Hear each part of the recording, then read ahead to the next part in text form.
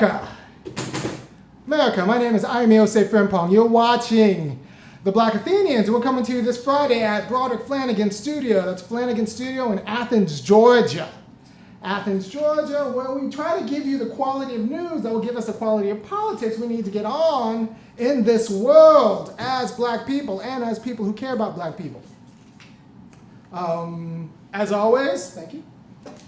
I'd like to thank Broderick Flanagan for allowing me to host this show here. He's a local artist in town, so if you have any needs art-related, that means, you know, a mural on your backyard or art lessons for your bat mitzvah, Broderick's the guy to talk to. You can just go to, his Facebook page or the website and look up Broderick Flanagan. He's a wonderful portrait artist. He does it all. A mensch. We're going to talk today about children in the movement and the illusion that children can be left out of the movement. And because there was an incident in Athens this week, you might have heard about it. It was a young boy got pinned by a cop who was yelling at him. We're going to talk about the video after the opening. And there was a lot of chatter about how, his parents should have protected him from the violence of the cop. His parents should have protected him from the violence of the cop. As if that's ever how it works. And I'm going to show you how that's never been how it works. There's only so much protection you can give black children in this world because at the end of the day, they're still related to black adults. Let's hit the beat. I'll talk to you about it later. Go. To the beat, y'all. Yeah. Sound good to me. Never change the ways for the world or the government. If I was the president, then I would state facts. You leave it up to me, I paint the White House black and ain't no future in your front. America, my name is Osei-Frimpong, and first things first, I want to talk to you about a new movie. Can you give me a picture of Sorry to Bother You? Sorry to Bother You is a movie that just came out. Go see this movie. We need to support movies like this. And I'm just saying, not because, you might get a picture of what it would have been like had I stayed in Oakland. Although I suspect this is a movie about what it would have been like had I stayed in Oakland. It's actually a good movie. It's a movie about, it's 100% black and 100% union organizing. And also there's a very subtle point where if you make life so stressful for black people in their housing and in employment situation, prison sounds like a pretty good option. It's not just 3 hots in a cot. I mean, that was my dad saying all the time. Like he come home from a bad day and be like, some days 3 hots in a cot sounds good. Like black life is hard. And when you got a target on your head like you do in Oakland, because they want your property, they want you out of Oakland, black people. So when you have a target on your head like that, it was a very subtle argument about how prison can be kind of an attractive option if you make life so miserable for black people on the outside with respect to housing and the labor market. So this was another movie that I said I was not going to see in theaters because I did not want to sit in a crowded theater of white people laughing at my experience. Did you see it? I haven't seen it yet. You should see it. I've agreed that I'm going to go with a friend and see it, but I'm still like, I'm going to be sitting in a theater full of white people who think this is like, they're not laughing because we're like, oh, Jesus, that is exactly what it's like. They're laughing like, oh, this never happens. This is not real. That movie's about my life. Like if you want to know I spent a lot of time in Northern California. I thought I was going to end up settling there, but I'm priced out. I'm just saying, had I stayed in Northern California, this movie is about my life. So go out and see Sorry to Bother You, because I think it's actually very important. And there aren't too many movies that are about black people and labor. Besides 10,000 Black Men Named George. Go out and see that one too. But, or track it down. I think it was on Showtime about a decade ago. Mario Van Peebles.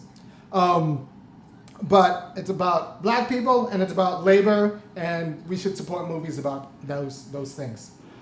So, next I'm going to talk to you about, I'm going to cue up the first clip. So this first clip, you're going to see a black boy being pinned by a cop. That's just what you're going to see. You're going to see a black boy being pinned by a cop. He wanted to talk to his dad, who had been arrested, and the black boy is about 10 years old. He is 10 years old, and the cop lost his stuff on him. This is in Athens, Georgia last week. Go ahead and give him the video.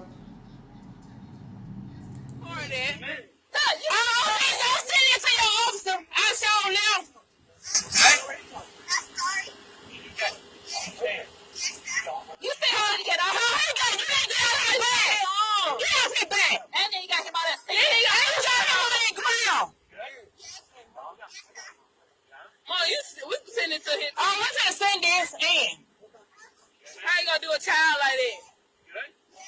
Okay, listen. I'll let you up. Stand up, have a conversation, okay? I don't need you running around like that. Hey, look, we don't run around. He's a child. He's a child! You don't supposed to be doing that! Taxable officer? No, he didn't take it. All right, so there was a young man who was pinned by the police officer after, having a lot of feelings about his dad being hauled off in the back of the car, and they wouldn't let him see his dad, and it was complicated.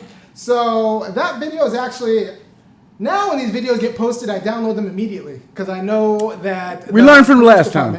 Yeah. I learned from the last time. I learned that the police department takes them down or gets them taken down. So I downloaded that immediately. So I want to thank the people who initially shot that, and I'm like Sean King now. This is all in Athens. Like, I'm not going anywhere. This just happens in Athens. So that kid was in Athens. Now, the police department said, well, the officer acted the way he needed to act. And they released the button cam the video.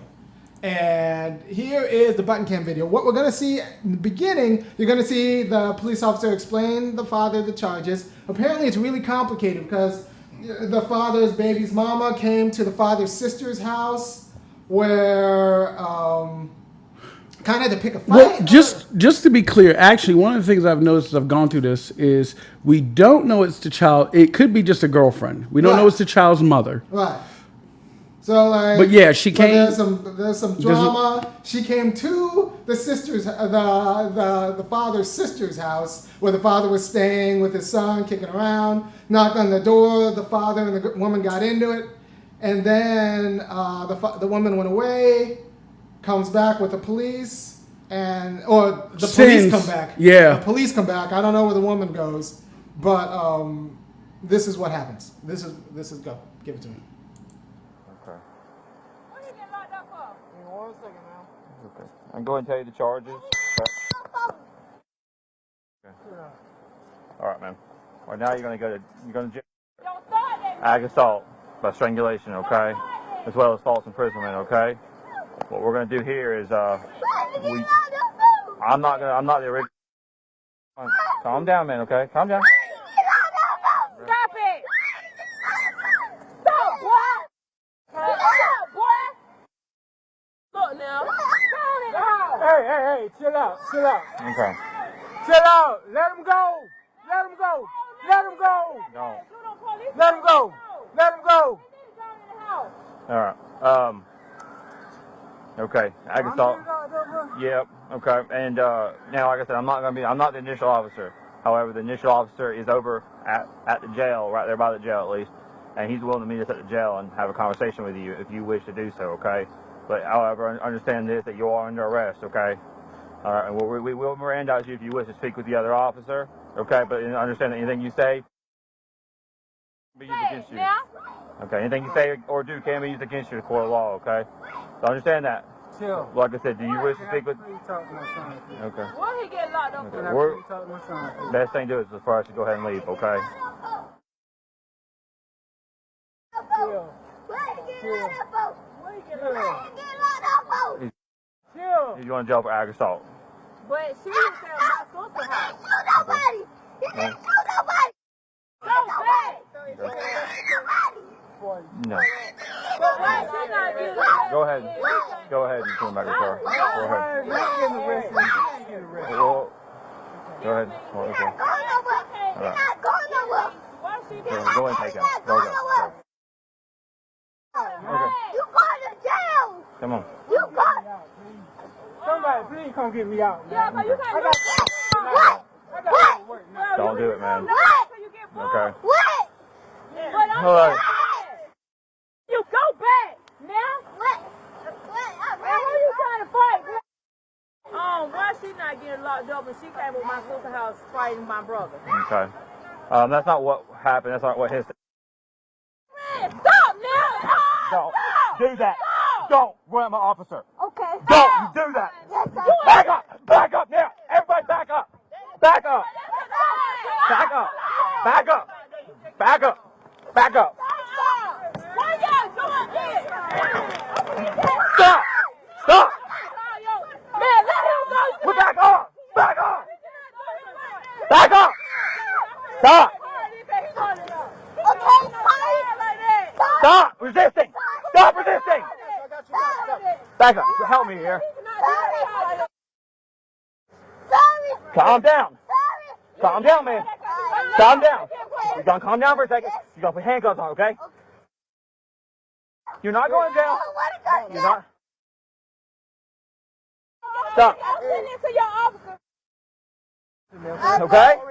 I'm sorry. You need to, okay? Understand. Yes, sir. You don't run a police officer. Okay? Let Let go. Can I go to jail? No. Okay? You good? Yes. Calm down. Yes, sir. You got him? You good, man? Come on. You good? Yes. Okay, listen. Yes, sir. If I let you up, we're going to stand up. We're going to have a conversation, okay? I don't need you running around like that. I don't need you. Okay. He attacked my officer, okay? Back up. Everybody back away from my vehicle. Back up. Back up. Back up. Back away from my officer and everybody.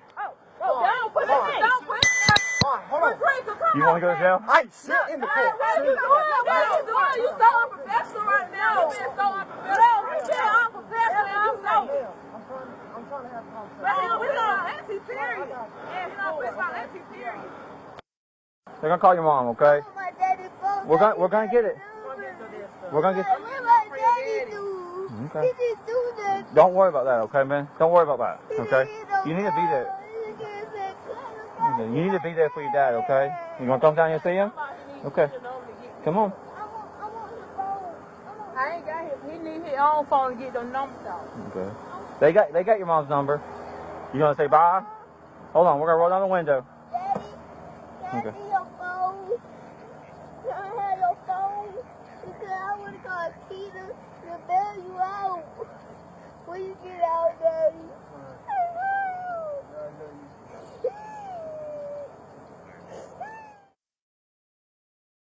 He's fine. He's fine. Look at me. Look at me. Look at me. He's fine. All right, so we're back. I want to put a few things first. I know that was a long video, and thank you for your patience. But notice a few things. One, that was a loving dad. I don't want to hear anything about black fathers or anything like no. That was a dad who was loving, and you could tell that him and his son had a very good relationship, a loving relationship. So don't talk to me about black fathers. Second. At no point in time was the cop's life in danger. At no point in time did the cop ever think his life was in danger. This wasn't about the cop protecting himself. This is about the cop protecting his ego. This wasn't like I had to use violence on the kid in order to protect my life. No, I had to use violence on the kid because he didn't respect the badge. That's not a lesson you teach after you arrest someone's father. That's a lesson you teach when you go into the schools for career day. Yeah. I want to say that again.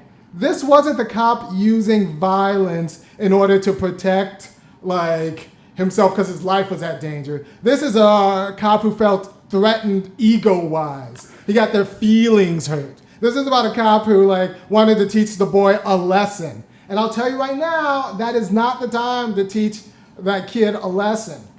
Yeah.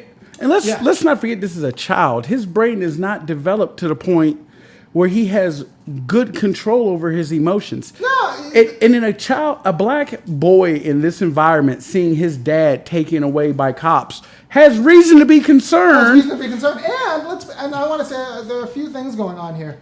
Not only has a black has reason to be concerned, this is black life.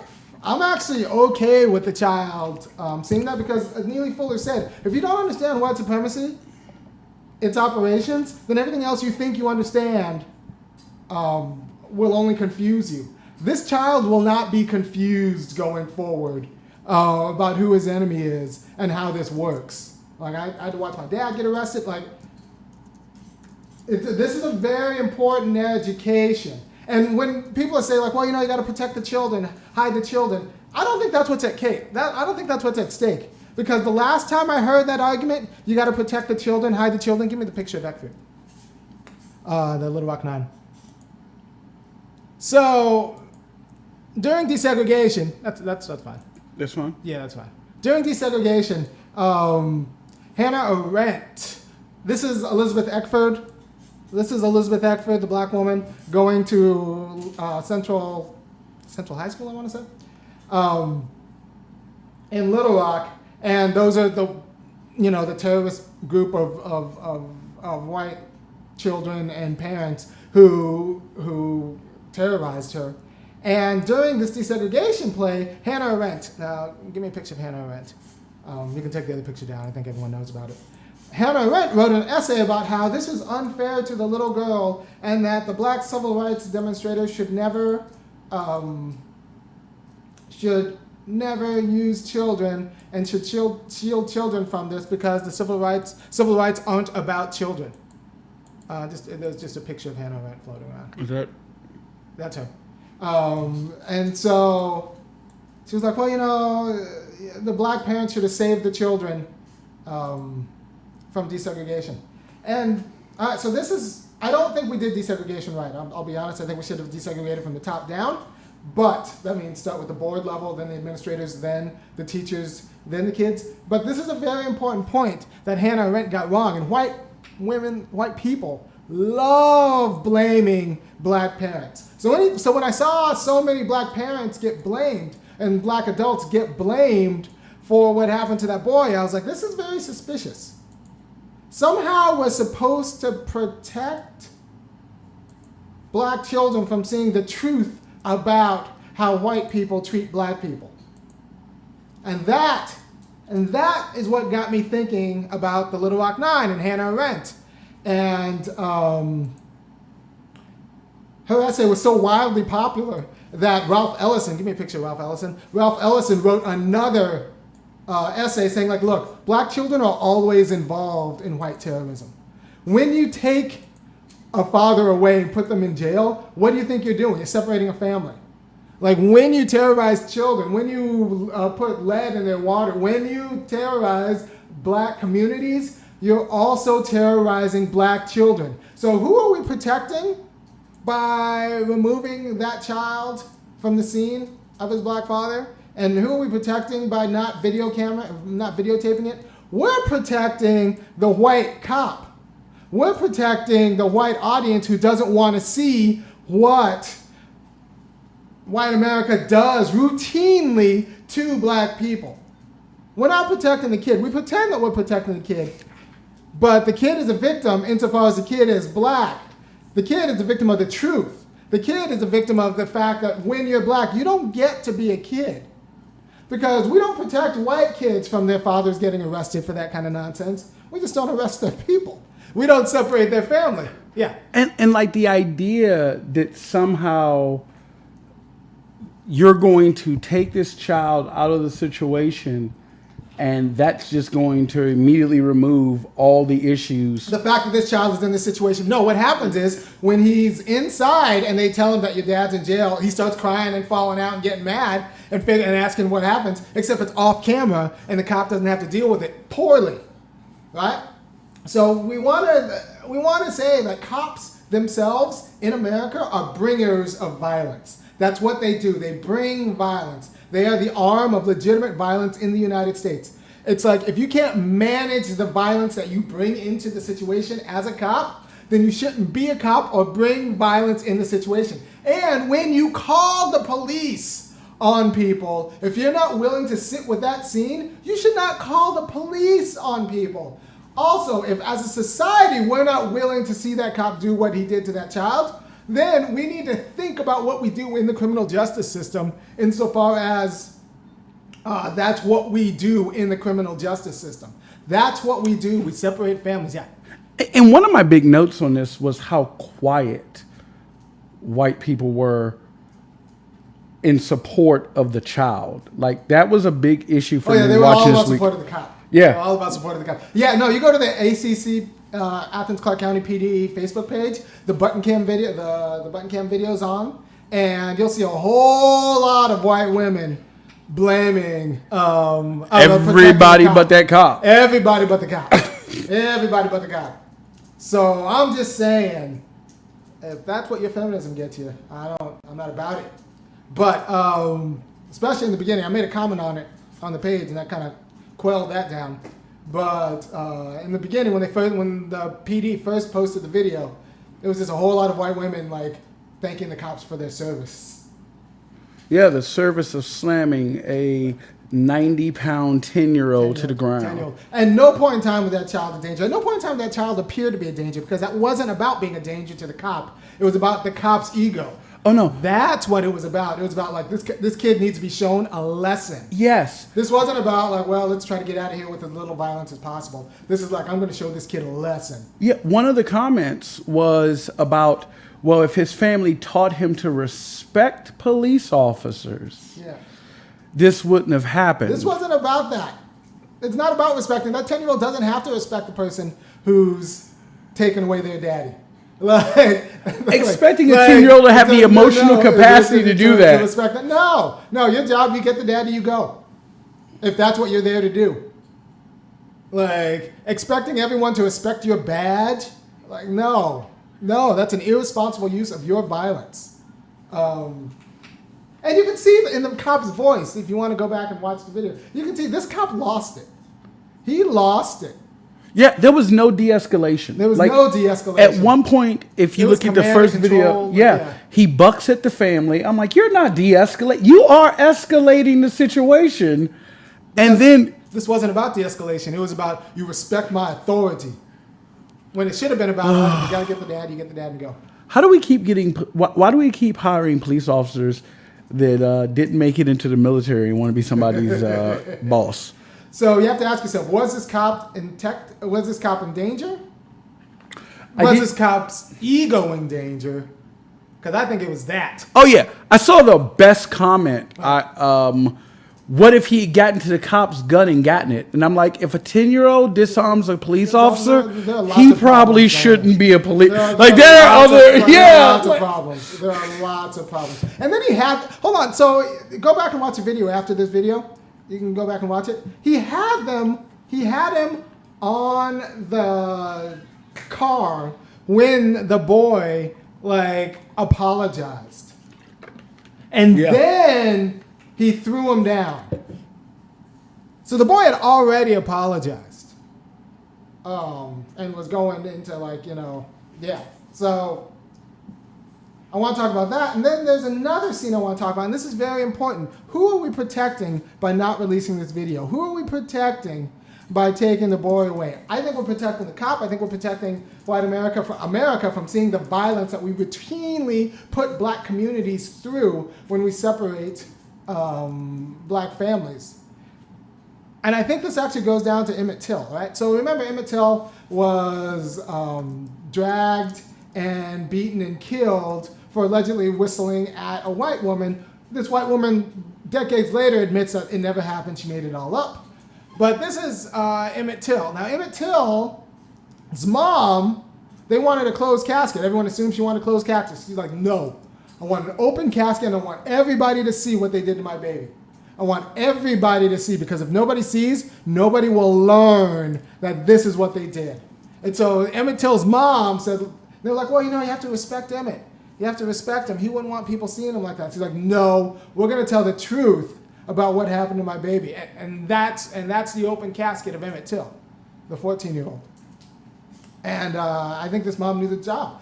She knew that the struggle for justice for black people doesn't start when you're 18. All right? You can take the picture now. That's a 14-year-old. That's a 14-year-old, yeah.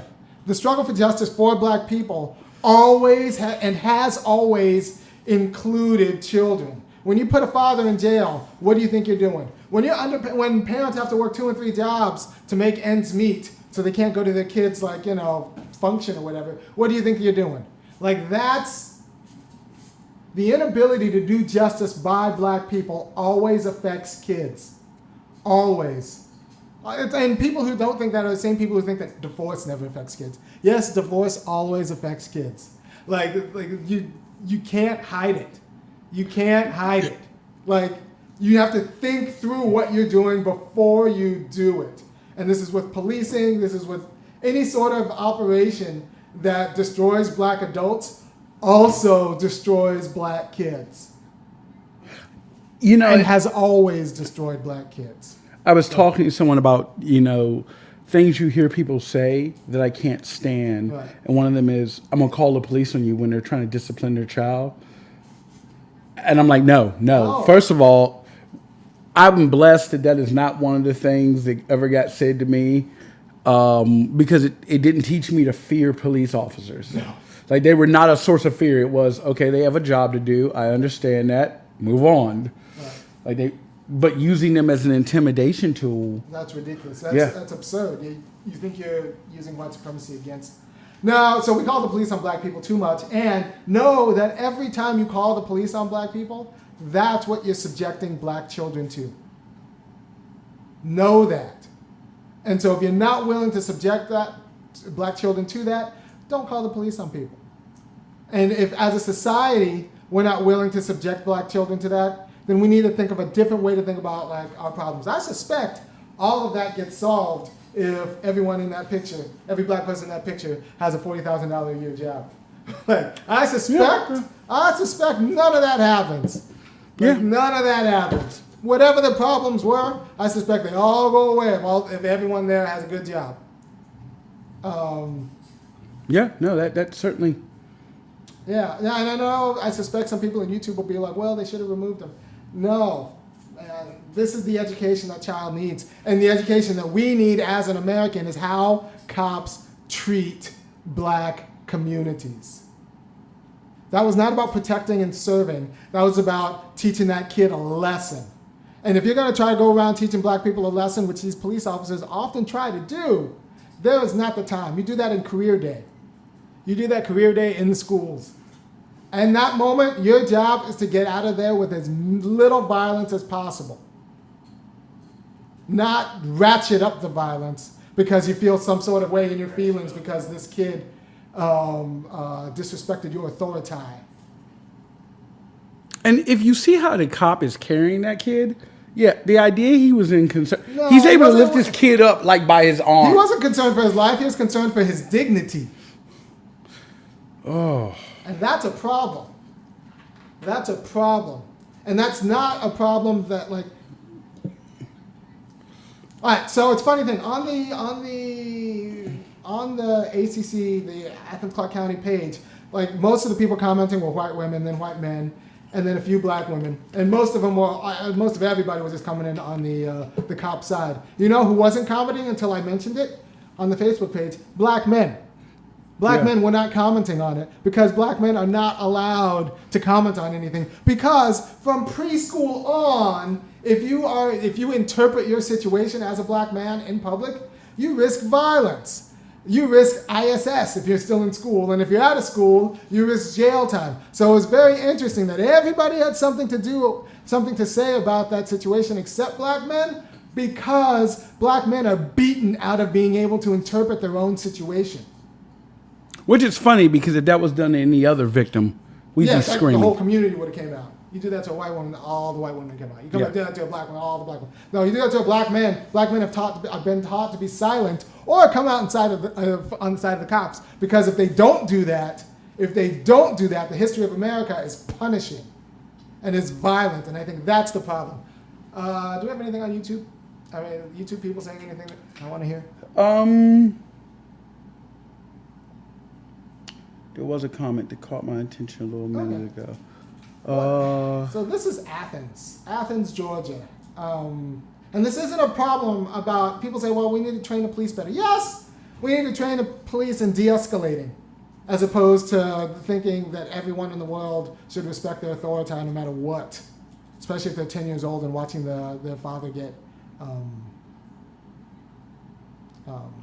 That is actually, as I looked at the comments, what seems to be an overwhelming lack of understanding is the idea that the 10-year-old had any ability to rationally process this. No. His The brain. 10-year-old was not just. I think the 10-year-old was actually not even 10-year-old. The first time you see that happen, the thing is we're just sensitized to watching like awful things happen.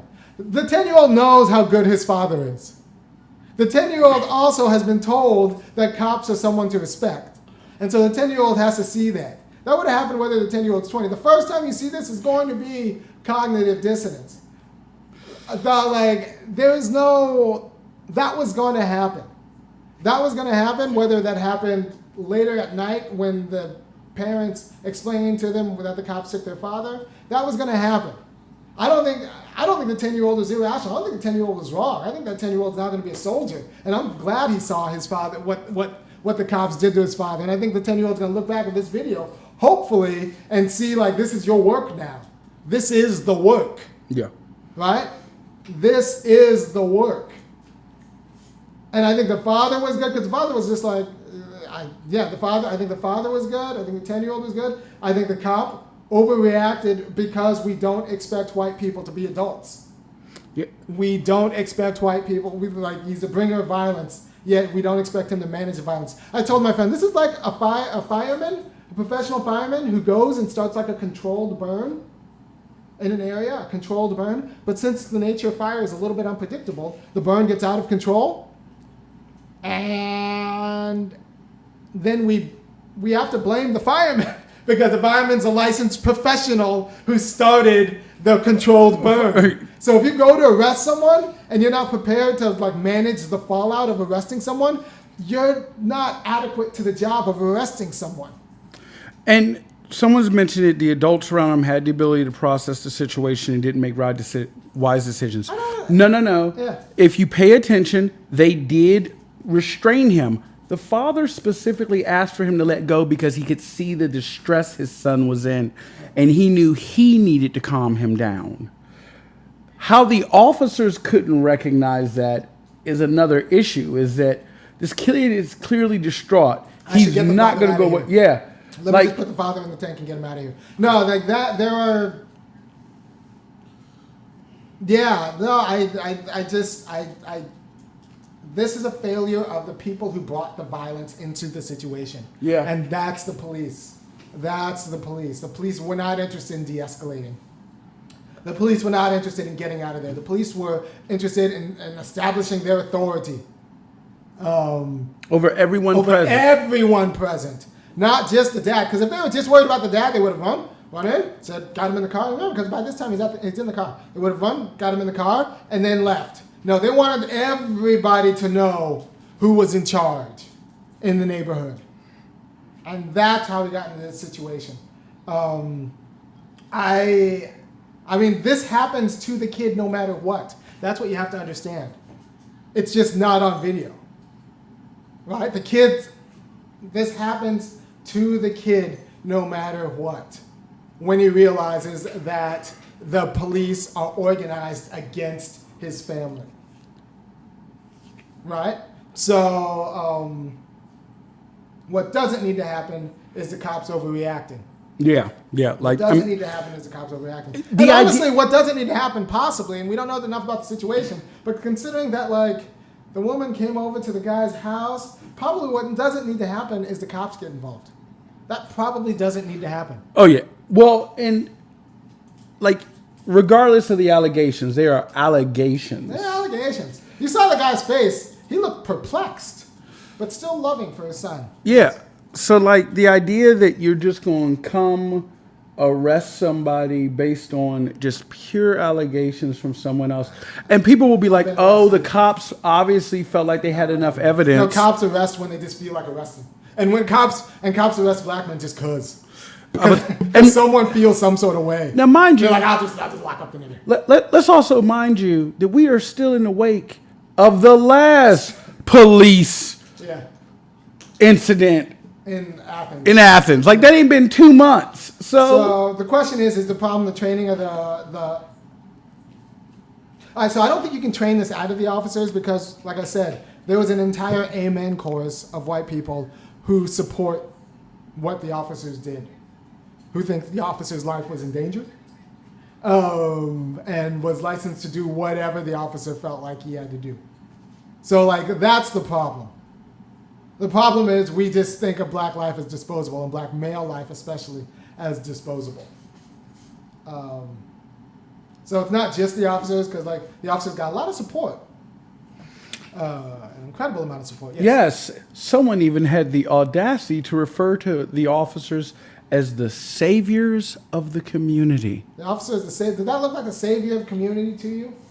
No, that looks like a military presence in your community, an occupying force. So, I thought about it for a while. It depends on what community you're trying to save. If you're trying to save a community with no black people, you will eventually save your community from black people. But you're trying to break up black families. That's good at that. Yeah, like the whole language that people were using in the comment section was so telling about what they really think. Right. All right. So just be very careful when you see a whole lot of white people start blaming black parents. That should be your first cue. Anytime you see a whole lot of white people start standing up for officers and blaming black parents, that's a problem. Also, what I saw was some black people say, like, well, you know, this kid just needs to know that in this world, you got to treat white people a certain way. No, actually, I don't think that kid needs to learn that lesson. I think that's a lesson no kid. Let's stop teaching that lesson. Let's stop teaching that lesson, and that lesson stops being taught now. And they're like, well, we got to keep our baby safe no matter what. There is no keeping your baby safe in this world. Let's start teaching them how to fight. And it starts now, and now they know the truth. That kid will never be confused about who his enemies are. I will tell you that right now. And I don't want you to be confused about who his enemies are. Yeah. And, you know, there are a lot of people saying a lot of different things, but what I also noticed was how long it took certain groups in town, not going to call any names, to actually finally say something. Like, they were all quiet. I'm like, whoa. I have a picture of the march, civil rights march with the fire hoses and stuff. I don't think I recalled seeing that one. That's not No, in there. no. Anyway, there's a famous picture put in Birmingham Children's March. Birmingham's Children. Go ahead and find that. It's in Google. Just Google Birmingham's Children's March. You'll find pictures of.